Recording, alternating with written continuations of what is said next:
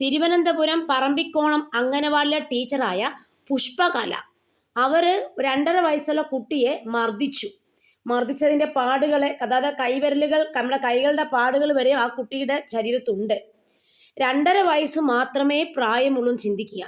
ഇങ്ങനത്തെ ടീച്ചർമാരെയൊക്കെ ദയവ് ചെയ്ത് അംഗൻവാടിയിൽ അപ്പോയിന്റ് ചെയ്യാതിരിക്കുക. അവരെ എത്രയും പെട്ടെന്ന് നിങ്ങൾ അവിടെ നിന്ന് പറഞ്ഞു വിടുക. ഈ ടീച്ചർമാരെ എടുക്കുമ്പോൾ നമ്മൾ ഒരുപാട് കാര്യങ്ങൾ ശ്രദ്ധിക്കണം. അവർക്ക് വല്ല മാനസിക പ്രശ്നമുണ്ടോ എന്ന് ശ്രദ്ധിക്കണം. അവർ മാനസികവും ശാരീരികവുമായി ഫിറ്റാണോ എന്ന് നമ്മളൊരു ചെക്കപ്പ് നടത്തി വേണം ഇങ്ങനെയുള്ള അംഗൻവാടിയിലേക്ക് കുട്ടികളെ നോക്കാൻ വേണ്ടി ഈ ടീച്ചർമാരെ എടുക്കേണ്ടത്. കാരണം ഇവർ വയലൻ്റ് ആണെന്നുണ്ടെങ്കിൽ തീർച്ചയായിട്ടും ചെറിയൊരു പ്രശ്നം വരുമ്പം തന്നെ അവർ ആ കുട്ടിയുടെ ദേഹത്തേക്ക് ആ വയലൻസ് കാണിക്കാൻ ശ്രമിക്കും. നല്ല പകപാകതയും ക്ഷമയും ഒക്കെ ഉള്ള ആൾക്കാരെ മാത്രമേ നമുക്ക് അംഗൻവാടി ടീച്ചറായിട്ട് വെക്കാൻ പറ്റത്തുള്ളൂ. കാരണം കൊച്ചു കുട്ടികളെ മാനേജ് ചെയ്യുക എന്ന് പറയുന്നത് വളരെ ഡിഫിക്കൽട്ടായ കാര്യമാണ്.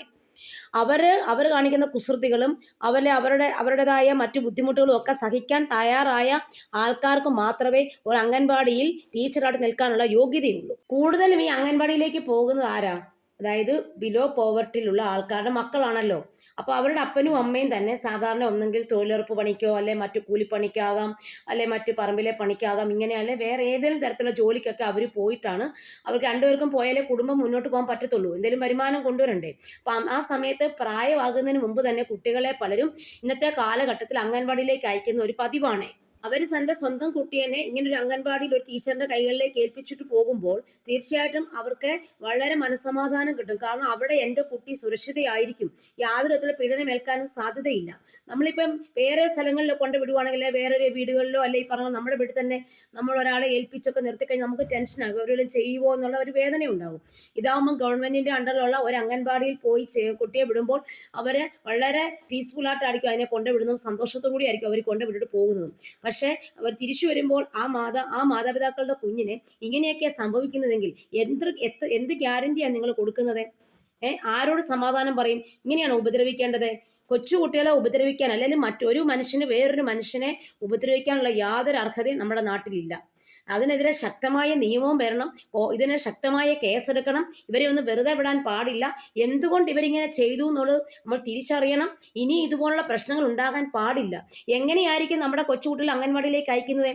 ഇപ്പോഴത്തെ കാലത്തെ ആൾക്കാർക്ക് സാലറി മാത്രം കിട്ടിയാൽ മതി. ഒരു അംഗൻവാടിയിലേക്ക് ഒരു ടീച്ചറിനെ എടുക്കുമ്പോൾ ഒരുപാട് നടപടിക്രമങ്ങൾ നമ്മൾ പാലിക്കാനുള്ളത് വെക്കണം. അതെന്നാന്ന് ചോദിച്ചു കഴിഞ്ഞാൽ എങ്കിൽ മാത്രമേ അവർക്ക് ഈ നല്ല നിലവാരത്തിലൊക്കെ കുട്ടികളെ അവരെ മെൻ്റലി ഫിസിക്കലി അവരെ കൈകാര്യം ചെയ്യാൻ പറ്റത്തുള്ളൂ. ശരിക്കും ഏതെങ്കിലും ഒരാൾക്ക് ഒരു അംഗൻവാടി ടീച്ചറായിട്ട് ജോലി കൊടുക്കുക എന്ന് പറഞ്ഞാൽ അതല്ല അതിൻ്റെ യഥാർത്ഥ കാര്യം. അവർക്ക് കുട്ടികളെ എങ്ങനെ പരിശീലിപ്പിക്കാം, കുട്ടികൾക്ക് എങ്ങനെ ഹാപ്പി ആയിട്ട് അറ്റ്മോസ്ഫിയറിൽ കുട്ടികളെ വളർത്താം, കുട്ടികൾക്ക് എന്തൊക്കെ പരിശീലനങ്ങൾ കൊടുക്കാനുണ്ട്, കായികവും മാനസികവുമായിട്ട് കുട്ടികളെ എങ്ങനെ നമ്മൾക്ക് നല്ല രീതിയിൽ വളർത്തിക്കൊണ്ട് വരാൻ പറ്റും. ഇങ്ങനെയുള്ള ഒരുപാട് കാര്യങ്ങൾ, കുട്ടികൾക്ക് ഫുഡ് കൊടുക്കുന്ന രീതിയാന്ന് പറഞ്ഞാലും, കുട്ടികളെ ഉറക്കുന്ന രീതിയാന്ന് പറഞ്ഞാലും, കുട്ടികൾക്ക് വിശ്രമിക്കേണ്ട സമയത്ത് അവർ വിശ്രമിപ്പിക്കുന്നുണ്ടോ, ഇതൊക്കെ നമ്മൾ ശ്രദ്ധിക്കേണ്ട കാര്യങ്ങളാണ്. അവർക്ക് ഫുഡ് കൊടുക്കുന്ന ടൈമിലുണ്ടോ, അവരെ നല്ല കാര്യങ്ങൾ പറഞ്ഞ് അവരെ പഠിപ്പിക്കാനുള്ള സന്മനസ്സുള്ളവരാണോ, ഇങ്ങനെ. പിന്നെ അതുമാത്രമല്ല ഇവരൊക്കെ ശരിക്കും പറഞ്ഞാൽ മെൻ്റലി ഫിറ്റാണോ നമ്മൾ നോക്കണം. അങ്ങനെയുള്ളവരെ മാത്രമേ നമ്മൾ അംഗൻവാടിയിലേക്ക് എടുക്കാവുള്ളൂ.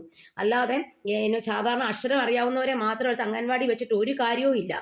ഈ പല ആൾക്കാർക്കും വയലൻസ് ഒരുപാട് പേർക്കുണ്ട് ഇന്നത്തെ കാലഘട്ടത്തിൽ. അപ്പോൾ ആ വയലൻസ് അവർ ആ കൊച്ചു കുട്ടികളിലേക്ക് തീർക്കുന്നത് നമ്മൾ കാണുന്നുണ്ട്. ഇന്നത്തെ കാലഘട്ടത്തിൽ ഏതെങ്കിലും സ്ത്രീകൾക്ക് ഒരു ജോലി വേണം, ഒരു വരുമാനം വേണം. അതിനുവേണ്ടി അവർ ഏത് ജോലി ചെയ്യാൻ തയ്യാറാകും. അപ്പോൾ അംഗൻവാടിയാണ് അംഗൻവാടി, അല്ലെങ്കിൽ വീട്ടിലെ ഹൗസ് മെയ്ഡാണ് ഹൗസ് മെയ്ഡ്, അങ്ങനെ എല്ലാ ജോലികളും ചെയ്യാൻ വേണ്ടി സ്ത്രീകൾ ഇറങ്ങി നടക്കുക. അവർക്ക് പൈസ മാത്രം മതി. മറ്റുള്ള ഒരു നിർദ്ദേശങ്ങളും ഇത് ഗവൺമെന്റ് നോക്കുന്നില്ല, അവരെ എടുക്കുന്നവരും നോക്കുന്നില്ല, ആരും നോക്കുന്നില്ല. എന്തെങ്കിലും പഠിച്ചോ, അവരെ അംഗൻവാടി ടീച്ചർ നിയമിക്കുക പണി. ഇതൊന്നുമല്ല. കറക്റ്റായിട്ടുള്ള നിയമങ്ങൾ പാലിച്ചു വേണം, നടപടികളും ഒക്കെ നോക്കിയിട്ട് വേണം ഒരു അംഗൻവാടി ടീച്ചറായിട്ട് നമ്മൾ നിയമിക്കാൻ. കാരണം ഒരു കോളേജ് പ്രൊഫസറായിട്ട് ചെയ്യുന്നതിനെക്കാട്ടിലും പ്രയാസമാണ് ഒരു അംഗൻവാടി ജോലി ചെയ്യുക എന്നുള്ളത്. അത്